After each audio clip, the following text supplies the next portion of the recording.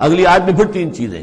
وہ پہلی 3 چیزیں روح در روح ہوتی ہیں آمنے سامنے، اور یہ 3 چیزیں وہ ہیں جو غیب میں ہوتی ہیں، پیچھے پیچھے ہوتی ہیں. یا ایھا الذین آمنوا اجتنبوا کثیرا من الظن ان بعض الظن اثم. اہل ایمان زیادہ ظن کرنے سے بچو.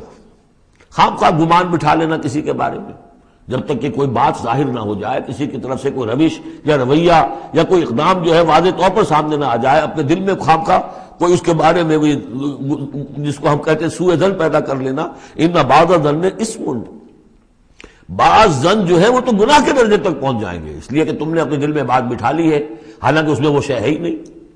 لہٰذا یہ تمہاری طرف سے گویا کہ ایک تہمت ہو رہی ہے اس کے اوپر، قلبی طور پر تو تہمت ہو گئی. ولا تجسسوا، اور دوسری بات یہ ہے کہ ایک دوسرے کے حالات کی ٹوہ میں نہ رہو. بہرحال اسلامی ریاست ہوگی تو جاسوسی کا ایک محکمہ بھی ہوگا، وہ تو اپنی جگہ پر ہے، لیکن افراد کی سطح پر خام خواہ فلاں اس گھر میں کیا ہو رہا ہے، کیوں ہو رہا ہے، یہ دونوں بھائیوں کے معاملات کیا ہیں، کیا وجہ ہے، لڑائی کیوں نہیں ہوتی ان میں، کچھ لوگوں کی ہوتی، تلاش میں رہتے ایسی چیزوں کی. ولا تجسسوا، تجسس مت کرو. ولا یغتب بعضکم بعضا، اور تم میں سے کوئی دوسرے کی غیبت نہ کرے، کسی کے پیٹھ پیچھے غیر موجودگی میں اس کی کوئی برائی نہ بیان کرے، چاہے وہ برائی بالفعل اس میں ہو.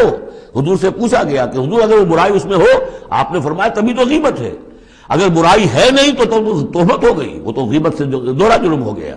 لیکن یہی ہے کہ کسی مسلمان بھائی کی غیر موجودگی میں اس کی کوئی برائی بیان نہ کی جائے.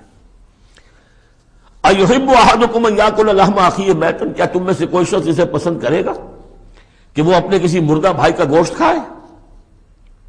فکرہتموہ، یہ تو تمہیں بہت برا لگا، بہت گھن آیا، یہ کیا بات کہہ دی اللہ تعالیٰ نے؟ کوئی شخص چاہے گا یہ کہ اپنے مردہ بھائی کا گوشت کھائے؟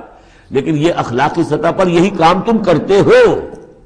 غیبت جو ہے اخلاقی سطح پر یہی ہے. کیوں کہ جو شخص موجود نہیں ہے آپ اس کی عزت پر حملہ کر رہے ہیں.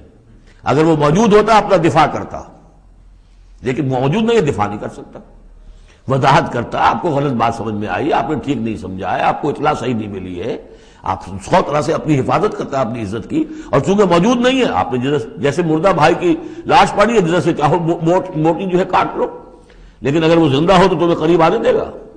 یہی ہے مثال. ایحب احدکم ان یاکل لحم اخیہ میتا فکرہتموہ فاتقوا اللہ ان اللہ تواب الرحیم. اور اللہ کا تقوی اختیار کرو، اللہ تواب ہے، توبہ کا بہت قبول فرمانے والا، اور رحیم ہے، بہت رحم فرمانے والا.